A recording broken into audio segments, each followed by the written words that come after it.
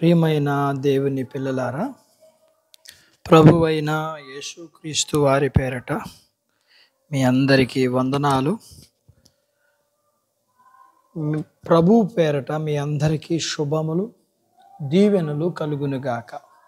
ఈ ఉదయకాలం పరిశుద్ధ గ్రంథము నుండి దేవుని వాక్యాన్ని చదువుకుందాం.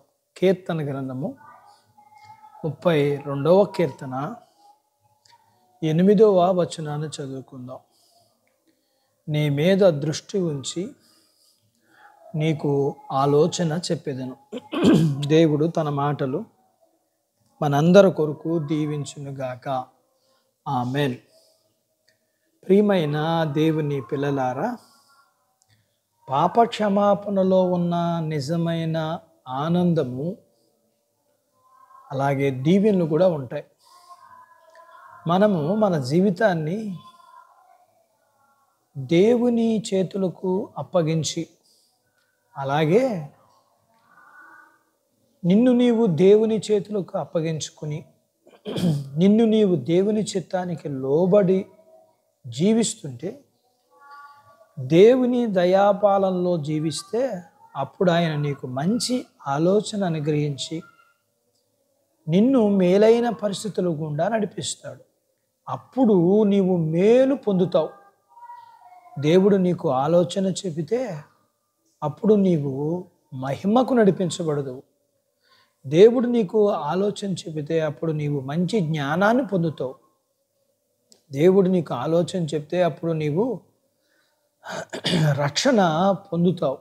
కాబట్టి ప్రియమైన దేవుని బిడ్డ, నీవు కూడా దేవుని మేలు పొందుకుని అనుభవించినట్లు నీవు దేవుని యందు భయభక్తులు కలిగి ఉన్నట్లయితే, ఆయన లేఖనం ఇలా చెబుతుంది: యెహోవా భక్తులారా, ఆయన యందు భయభక్తులు ఉంచుడి, ఆయన యందు భయభక్తులు ఉంచువానికి ఏ మేలు కొదువై ఉండదని లేఖనం సెలవిస్తుంది. కాబట్టి ఆయన యందు భయభక్తులు కలిగి దేవునికి జీవితాన్ని అప్పగించి ఆయన ఆలోచన చెప్పి నడిచిన అబ్రహాముకు ఆకాశ నక్షత్రములంత ఆశీర్వాదం దొరికిందిగా.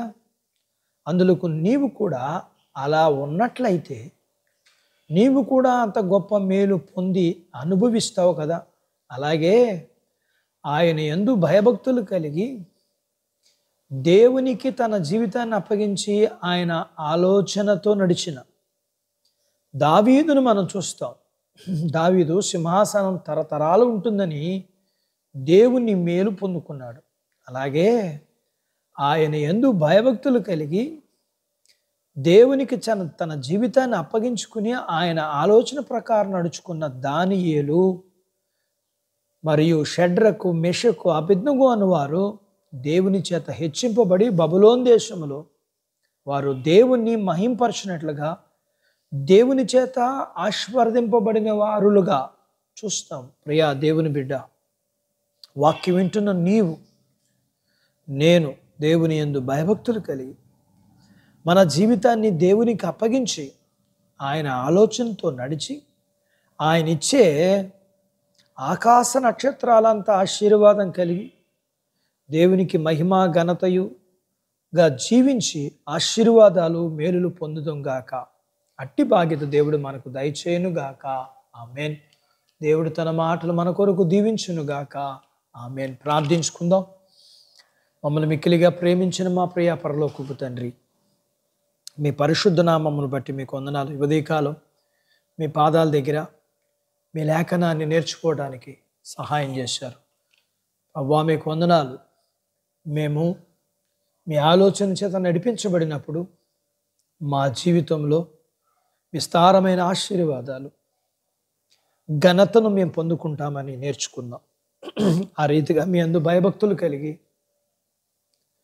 మీ ఆలోచన చేత నడిచి విధేయతను కలిగి మేము నడిపించబడుతూ మీ దీవెనలు పొందుకునే బాధ్యత మీ పిల్లలకి దయచేయండి. మీ పిల్లలని వీరు కలిగినంతటిని దీవించండి.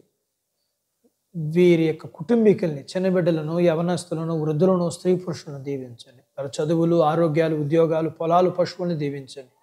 వివాహాలు కాని వారికి వివాహాలు అవడానికి, అయిన వారికి గర్భఫలం లేని వారికి గర్భఫలం ఇచ్చి, గర్భఫలం కలిగిన వారికి సుఖమైన ప్రసూతి ఇచ్చి, ప్రసూతి అయిన పిల్లలకు ఆరోగ్యం ఇమ్మని ప్రభువా మీకు వందనాలు.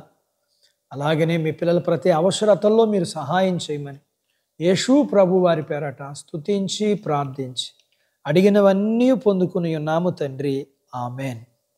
దేవుడు మిమ్మను దీవించునుగాక. ఆమెన్.